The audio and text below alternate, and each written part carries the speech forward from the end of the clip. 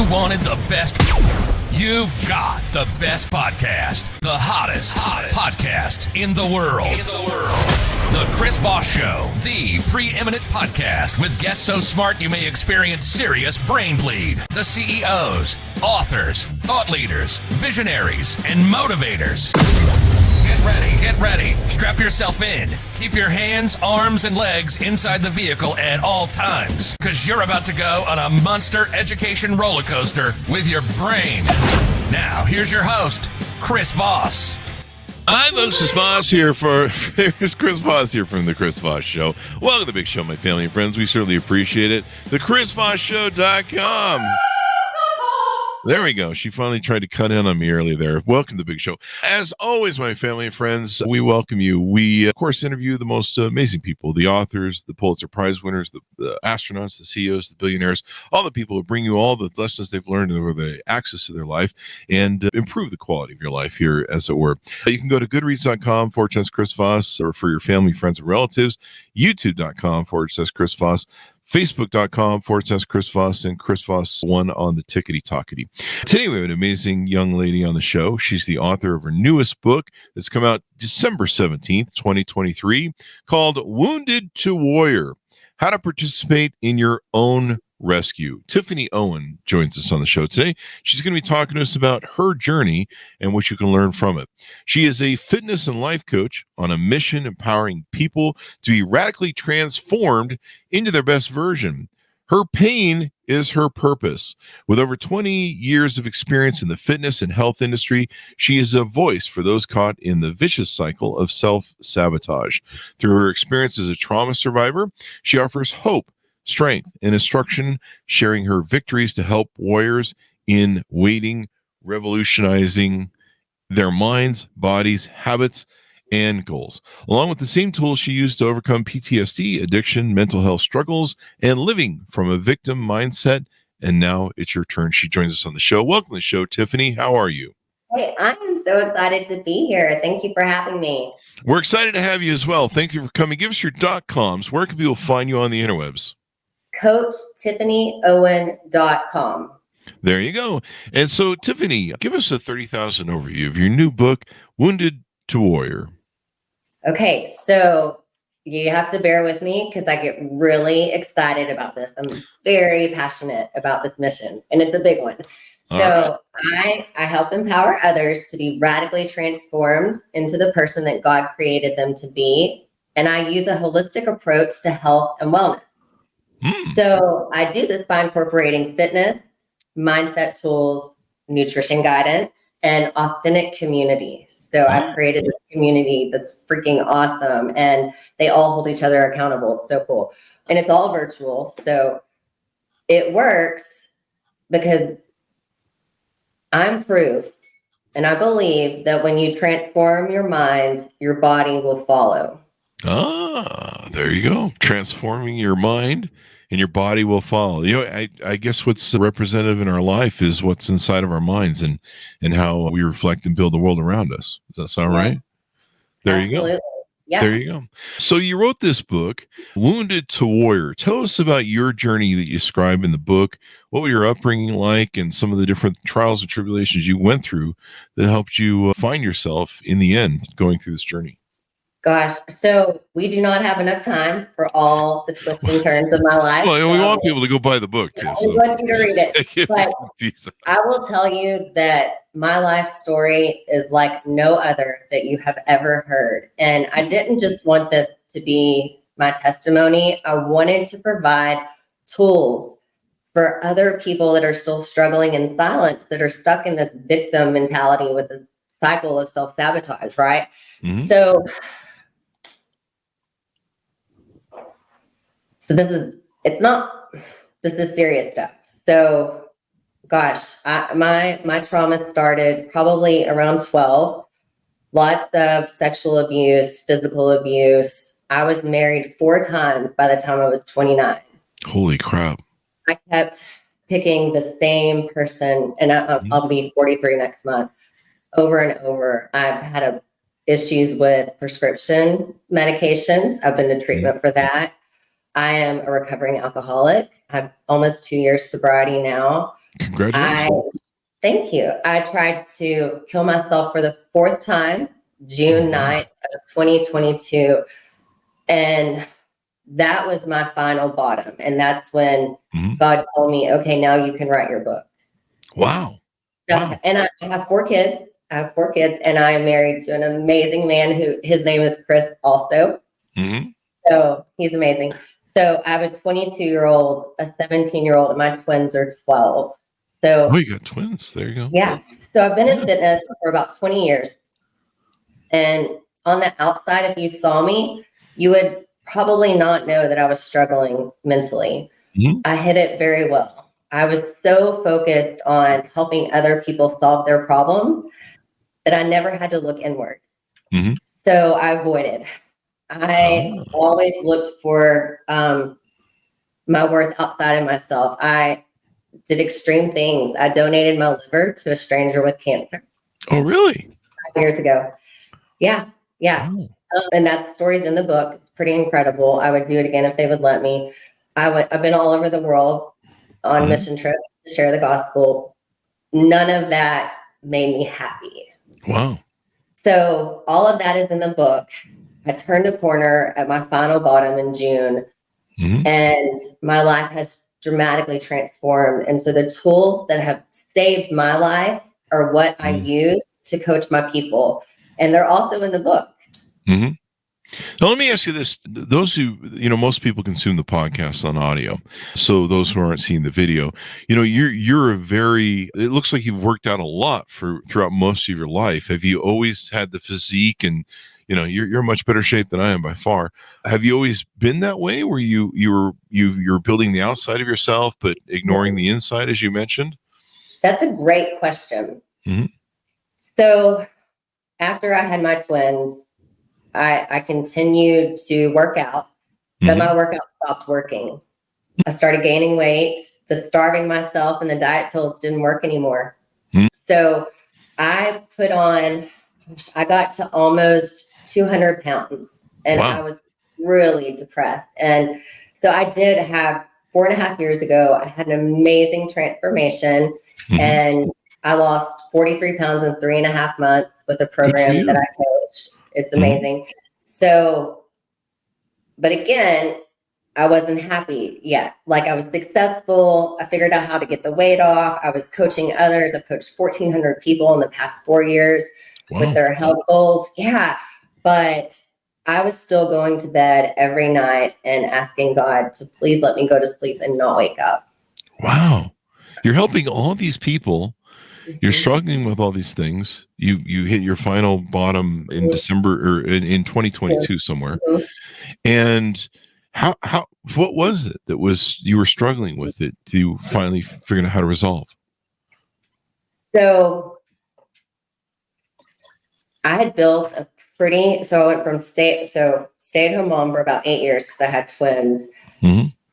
And I went from being a stay-at-home mom to building a 6-figure business very quickly. And I got really wrapped up in how that made me feel and maintaining it, because I'm an overachiever. I'm all in, and I was very successful, and I did not take care of myself while I was doing this. And my drinking progressively got worse. And I would justify it by saying, well, making all this money, I'm helping all these people, my health is good, all the bills are paid. So why should I stop drinking? I deserve this. There you go. Yeah. Well, some people do. Some people use it as fuel. Some people, you can work a little bit longer, work a little bit harder. And what you mentioned, a lot of entrepreneurs are guilty of this. I'm guilty of this over the years of you work so hard, you don't take care of yourself, internally and give yourself balance. For a lot of years, I was like, okay, well, I'm going to drink and have fun. I'm going to try and push the envelope, get as much as I can out of my youth. And then if I get it built right, there'll be plenty of money and plenty of time to go see a therapist and deal with all that other stuff later. That's exactly what I did. I was prolonging the inevitable. I knew down inside, it was getting out of control. I knew it was, but I wasn't ready to give it up yet.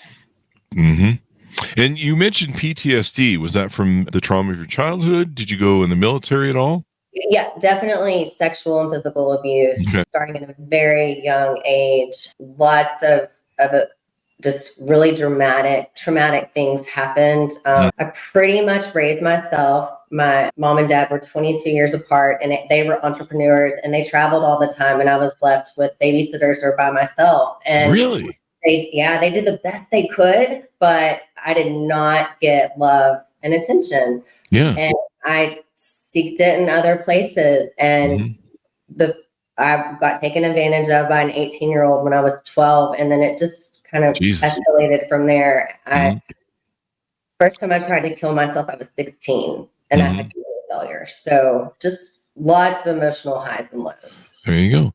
Now, did you ever go throughout all of your years or after your final episode in 2022? Did you ever see therapy? I have had some amazing therapy, but you can have all the therapy in the world, and if you don't do anything with it, or you're not ready to, come out of denial, it's not going to work. Yeah. I know a lot of people that go to therapy and they just kind of cajole the therapist and kind of actually mislead them. So that's a good point, Chris, because smart people know how to manipulate the therapist into getting what they want or hearing what they want. There you go. Playing the victim, maybe. Yep. And so so the talk therapy for me, just talking about it over and over, did not work. That's why I went for shock therapy. Right? I don't think that's a thing, but it sounds good. That or lobotomy works for me, but they tied it up to a lie detector, and every time I lied, they just okay, I was lying. Into shape. Maybe I just invented a new form of therapy. So yeah, that's kind of interesting. You went to therapy and it still wasn't fixing what you were doing, and then so when you hit rock bottom in 2022, you attempt your final suicide. What changed? What was the flip switcher?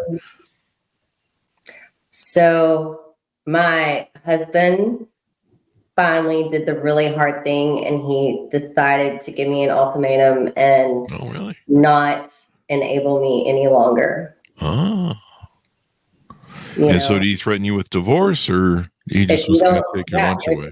If you don't go get help, leave from the mental hospital to treatment, you will lose your family.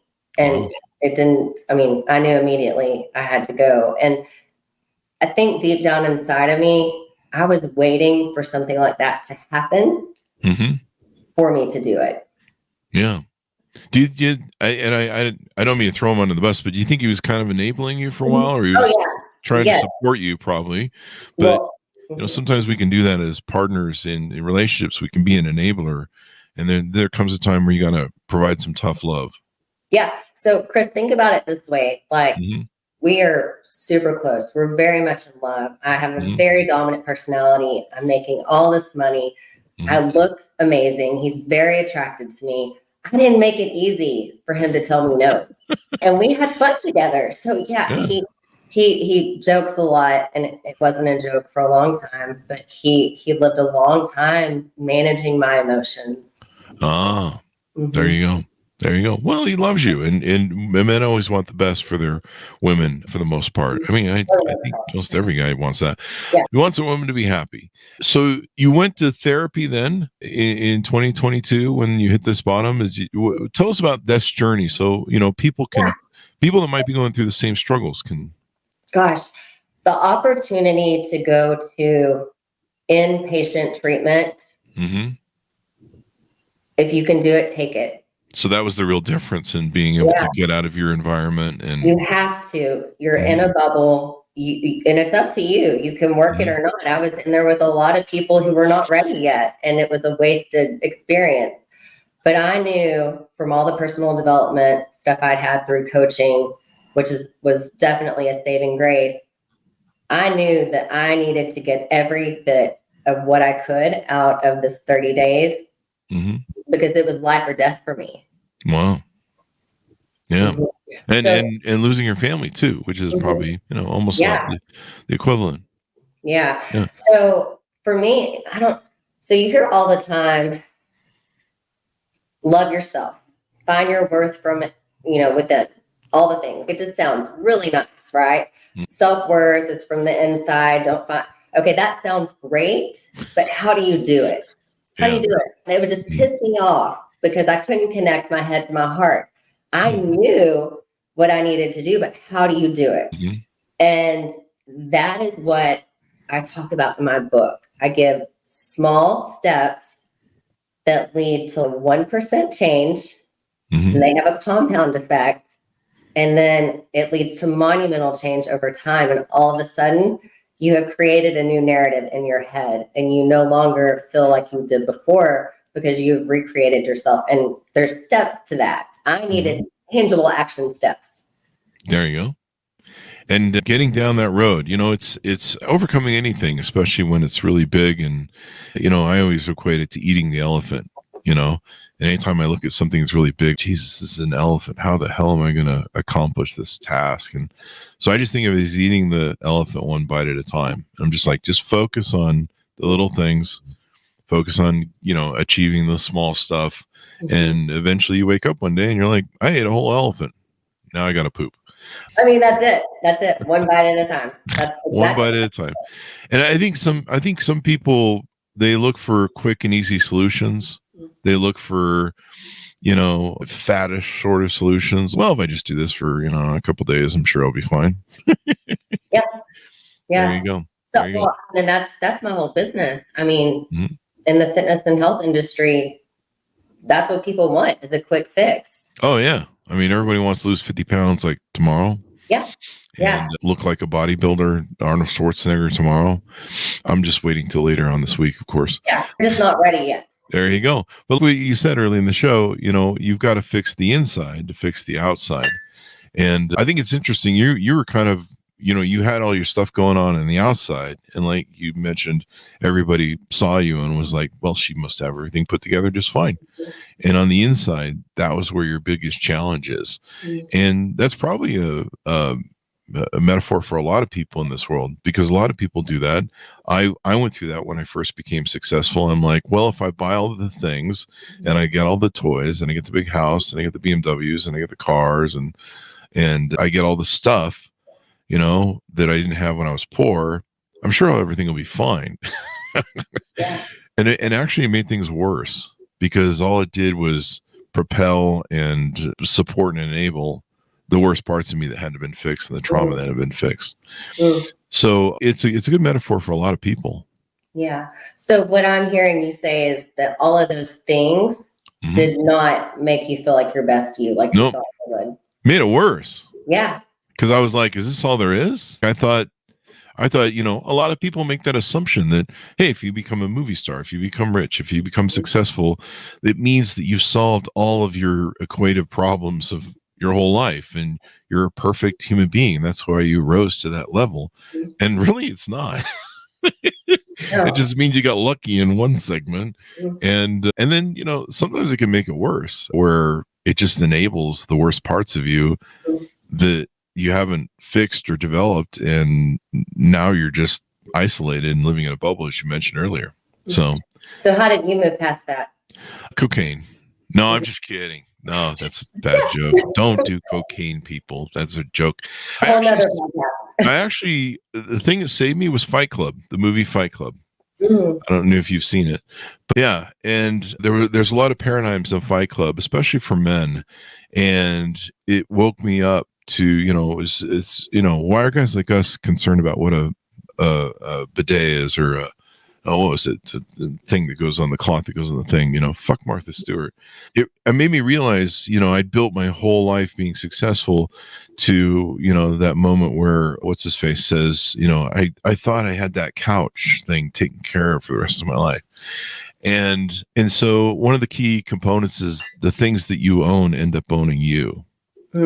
And I was like, holy shit, I've built this whole life and I'm just like empty inside. And so somehow I needed to get back to whoever I was, I mean, I had everything, and yet everyone, it seemed like the more I gave to people, the more I bought, the more I built, the more people just hated me more. Yeah, because it's lonely at the top, right? Yeah, it is. And I was like, well, they must know that I love them because I'm working so hard for them. but I was empty. It was like just living in a gilded cage, and I was empty inside, and so I had to start figuring out who I was, and start dealing with some of my trauma, and there began the journey of it stuff. And sometimes you just gotta realize that all this shit doesn't add up to a hill of beans when it really comes down to it. So you've written this book, and now you're sharing it on how you've changed your life and you're on your journey. Talk to us about some of the things you offer on your website, because you do a lot of stuff there, I see. I do. So, well, if you go to my website, all of my social media handles are there, and I live my journey out loud on Facebook and Instagram. There you go. And very authentically. What you see is what you get on there, and that creates connection.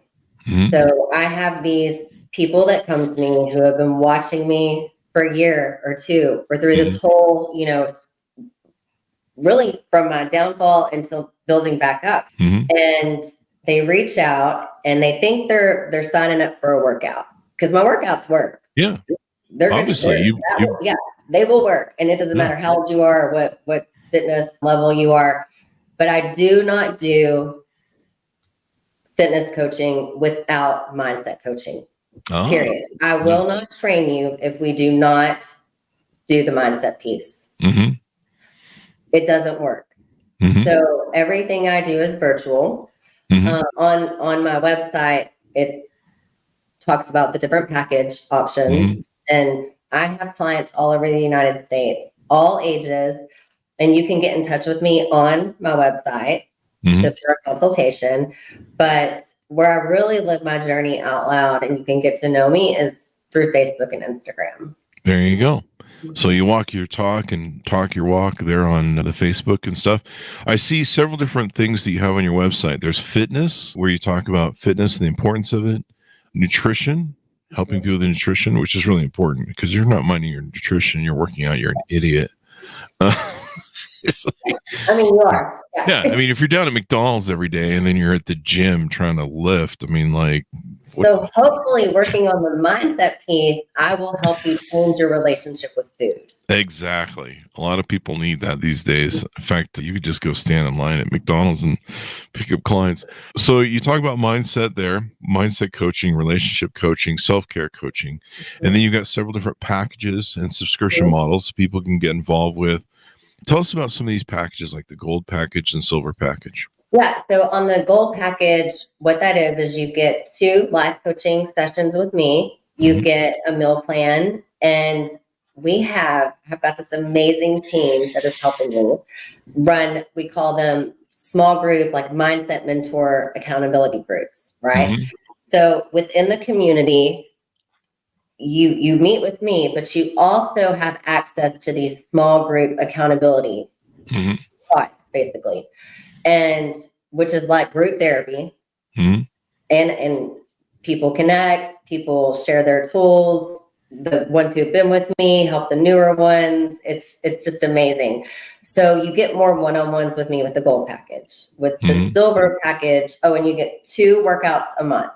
So I write workouts that are full body, and this is really the cool part, is most of my people are doing their workouts at home with minimal equipment.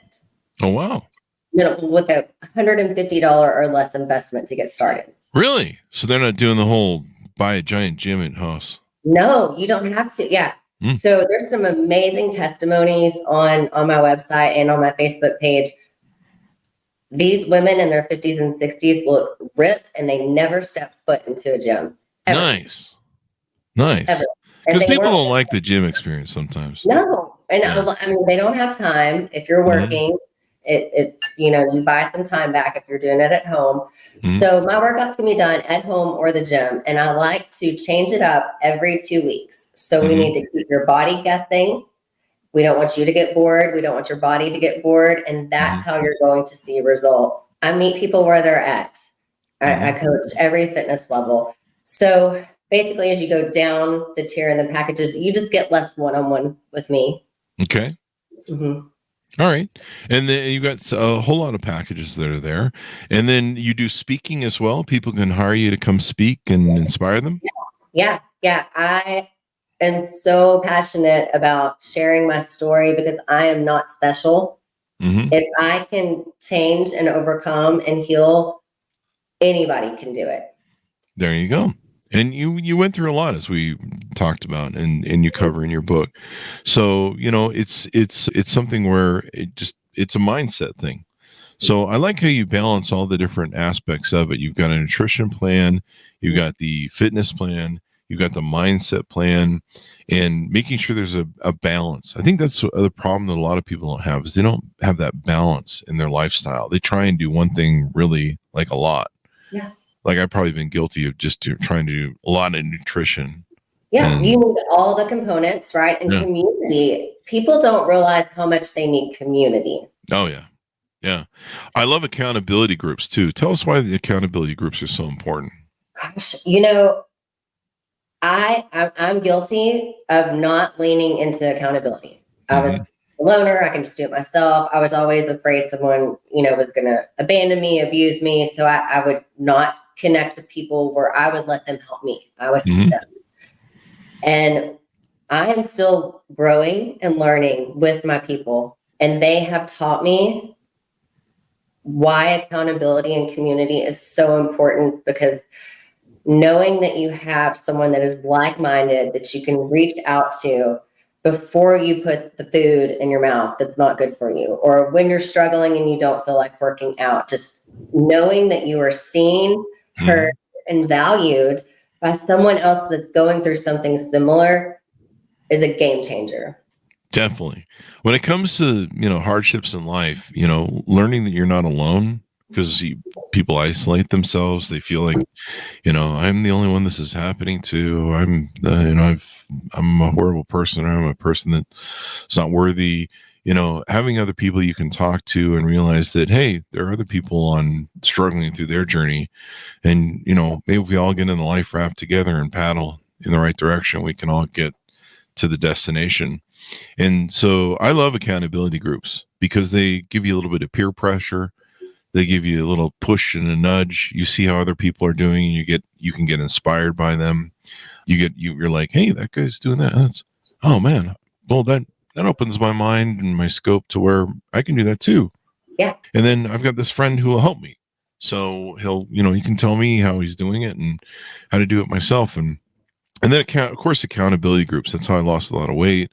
That's how I started going to the gym on a regular basis, posting accountability groups. That's how I wrote my first book and working on my second is those accountability groups. And by having people who can kind of, give that cajole, hey man, you're not checking in, you're not doing your stuff. Let's get you on track.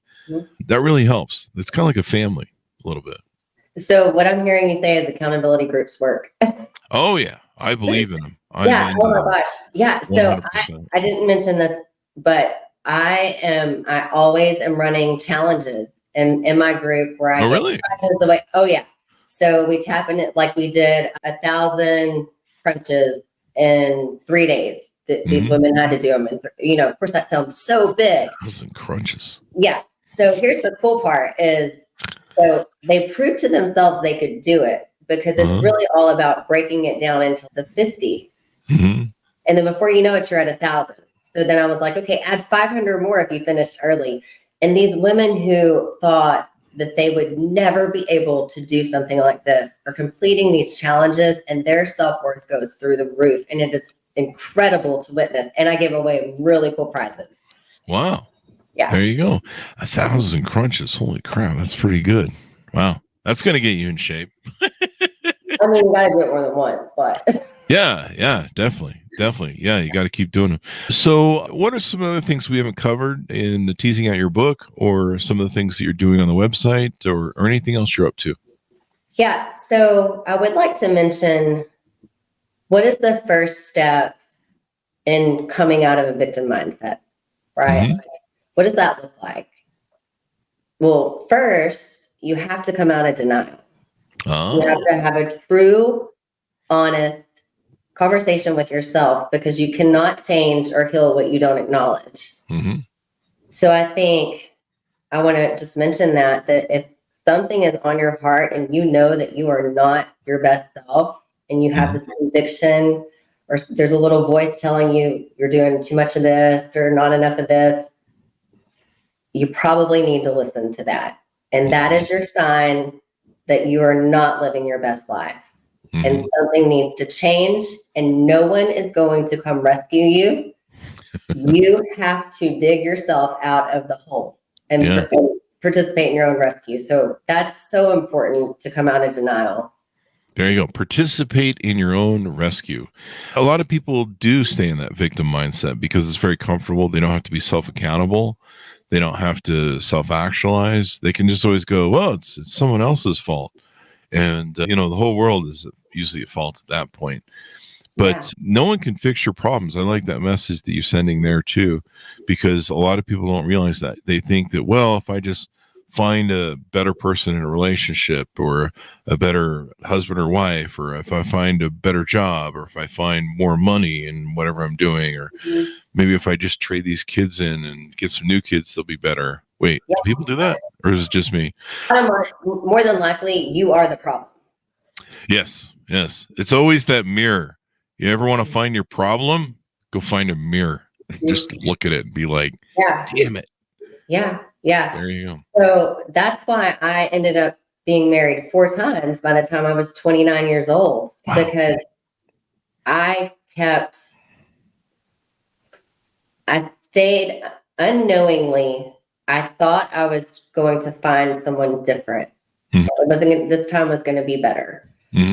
And I just ended up with the same type of guy, and they just looked a little different because I had identified myself. Everyone who loves me abuses me, or they leave me. So that is how I identified myself. So I found what I was looking for. Yeah. So you always find what you're looking for. People don't realize when they are putting that out there, their brain is going to find evidence to support it. Yeah. So that's what I was doing. And people don't realize that they're doing it. And trauma is trauma. And it is. Those people are justified in how they feel, but you can get your power back if you take responsibility. Yeah. A lot of people are trying to fill that hole, the trauma and what they were missing as a child, and they go seek it, and then they make usually bad choices without a good imprint. And then they keep doing it because a lot of times they find sometimes some safety in it. It's, you meet people that, like, you have to have a lot of drama just to keep in a relationship with you. But you see it as unstable and negative, but for them, it's weird because even though it's negative and unstable, it's comfortable for them. It is kind of interesting. So most people run on a program, right? So there's a defining moment. And what I heard you say was your defining moment was Fight Club. So that was a defining moment for you, that the trajectory of your life changed because something touched you in a way that motivated change. Okay. So for me, my defining moment I write about in my book was being left. Mine was the negative one. And it was when I was about 8 years old. It was being left alone, waking up in the middle of the night, and my mom wasn't there. Wow. And I didn't know where they went. They thought I would stay asleep while they were out. And I didn't. So it's in the book. But that defining moment made me have such a huge fear of abandonment. That I ironically went to people who would abandon me. Because it was normal. It was what I knew. Even though it was not healthy, it was all I knew. I didn't know what a healthy relationship looked like. And so with my husband, he's so loving and amazing. And I tried to run him off. He tells the story great, but like I tested him and I tried to run him off because divorce is what I knew. And it was like I was testing him to see, is he really going to stay with me? What is unconditional love? So my defining moment was that abandonment issue. And then that just set the stage for what my normal was. Did you ever get a chance to sit down with your parents and reconcile into that and be like, what the hell are you people doing? Yeah. So I talk about that in my book too. So my mom and dad were 22 years apart. So my dad was born in 1935. He died in 2009. Here's another crazy thing. I found out he wasn't my real dad when I was 29 in a therapy session. I told my uncle that a family member had raped me, and that my uncle said, "Well, your dad's not your real dad." Had no idea. So I was conceived by an anonymous sperm donor from a sperm bank. I have 20 or 30 half siblings, like Dateline stuff. Really? Right? Wow.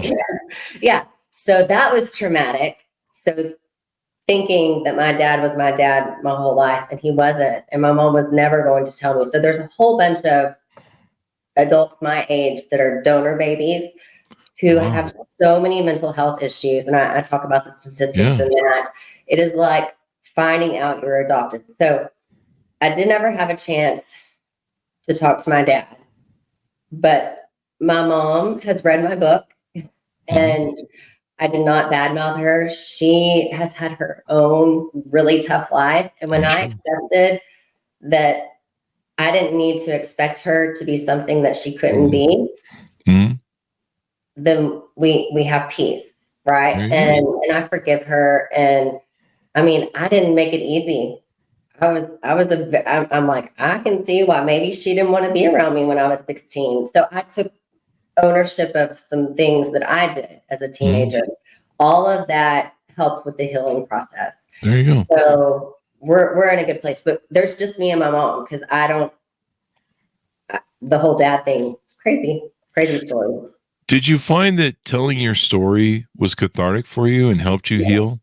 Yes. And just being honest about your trauma, letting it all out there, and talking about it, did you feel that was a cleansing process for you and kind of helped you heal up? When I did it for the right reason. Yeah, there you go. So I shared my story in therapy. I shared it for church service one time, like an Easter redemption story. It did not go well. But when I started sharing my story to give others hope, when I started getting private messages of, "Oh my gosh, I needed to hear that. I'm going through this," that changed everything. Because there are so many people who need to not feel alone. And so, yes, it healed me just to be able, because my pain is my purpose now. And so it does not have a negative, it's not negative for me anymore. I'm using it for good. You're empowered by what used to disempower you. Yes. I remember watching Leaving Neverland about Michael Jackson and the kids that he molested, in my opinion. And after the show, Oprah had a thing where she interviewed them, and one of the guys got up in the audience who'd been an NFL star, big giant of a man, and he talked about how he'd been sexually abused by a local police officer growing up, and he'd held it inside the story of his trauma for most of his life, and it had eaten him up and destroyed him. And he said, until you get honest and talk about your issue, it's like a poison. Your trauma sits inside you like a poison, and it just festers you, and you're the one you're poisoning. And until you speak your truth and get it out there, then you can start to heal. And then it becomes where you're no longer a victim, where you're no longer disempowered, and now it's your power. And it sounds like that's where you've reached. Exactly what I did. And I found a lot of healing in forgiveness, and not just forgiveness of, I forgive, my ex or the guys who took advantage of me sexually. I shifted my perspective to look at them with compassion. And what did they go through? Why are they the way they are? Because something happened to them to make them do what they did. And that's not getting them off the hook. And that can be very controversial. But for me to see them with compassion and like a child that's hurt, help me to get my power back, forgive them, and they don't trigger me anymore. There you go. Hurt people hurt people. And this sad thing about a lot of sexual abuse is it's passed down generationally. It's, it goes from one to the other, and usually people abuse or abuses children, and they grow up to be abusers, and the cycle perpetuates itself, sadly. But until you can forgive and say, maybe they were doing the best they could, or obviously someone hurt them, and so I'm going to stop. This all stops here with me, and I'm taking responsibility for everything. That's really where you have to be, in a place where you can cleanse yourself, and then you're empowered by it. And you can go, this is my story now. And then sharing it with other people is so important. I've had times in my life, I think people have heard me on the show talk about a lot, where I shared my dog passed away in the middle of the night with a seizure, and I just poured it out onto paper on Facebook, actually. And I didn't want to share it because I'm like, this is really selfish. No one cares. This is boohoo. Chris Voss has kind of hard life. But it was so painful, and I was like half a bottle of vodka in, and I said fuck it, and I shared it and went to bed thinking, well, this is the most selfish thing I've ever written, and probably a little too private. But it was interesting to me how sharing that story helped so many other people, and people were writing me the next day going, wow, that made me cry. I didn't realize I never got closure with my father or my dog. I never thought about how I felt like that too, and I never have reconciled those emotions. And it helped so many people, and I was like, geez, I thought that was just selfish. So what I hear you saying is you were telling yourself a story that was not true. Yeah. And so by sharing how painful my emotions were, and the trauma of it helped a lot of other people who kind of just buried their trauma and hadn't really dealt with it. And that's why we always say on the show, stories are the owner's manual of life. And, the importance of stories like yours that come on the show, and everybody we have on the show, sharing their stories helps people realize that, hey, I'm not alone. Hey, there's some other people that have some tools and resources where if I go reach out to them, I can help get my thing fixed. So that's the beauty of it all. That's why we do the show. And that is the goal of my book. So there you go. I write it in such a way where my story is unique, but I want the person to be able to place themselves in my story and heal if they need to heal. And also, I wanted to write it for the family members and friends of people who have died from suicide, or maybe a man that's married to a sexual abuse victim. How do they deal with that? Because there's a lot of guys who are married to these women and they don't know how to love them. Yeah. And they kind of get overlooked. Yeah. And so I wanted my book to be able to reach both sides and let there be a healing process when they there you go. It's and knowing you're not alone, knowing other people in the journey, having you seeing a path that others have taken. It's inspiring, it's motivating, and helping others. So Tiffany, as we go out, pitch us out any final thoughts, tell people can reach out to you and onboard you, pick up some of your packages, order the book, et cetera, et cetera. Yeah. So you can find me at coachtiffanyOwen.com, and that will lead you to all of my social media, Owen with no S. So just like it sounds. There you go. Thank you very much, Tiffany, for coming on the show and sharing your story. Thank you. There you go. And thanks to our audience for tuning in. Go to goodreads.com/Chris Voss, LinkedIn.com/Chris Voss, Chris Voss one on the TikTokity, and all those other places on the internet. Thanks for being on the show, folks. Be good to each other. Stay safe, and we'll see you guys next time. And that should have